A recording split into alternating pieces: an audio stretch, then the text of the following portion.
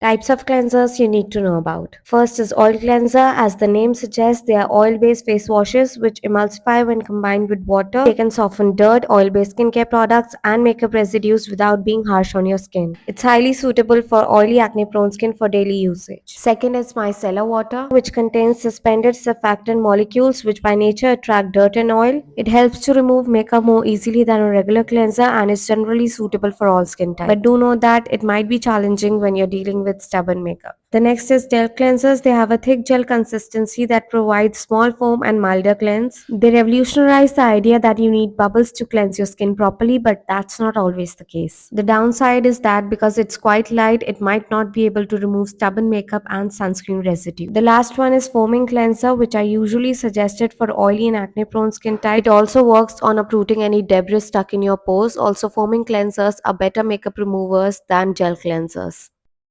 Even share this video.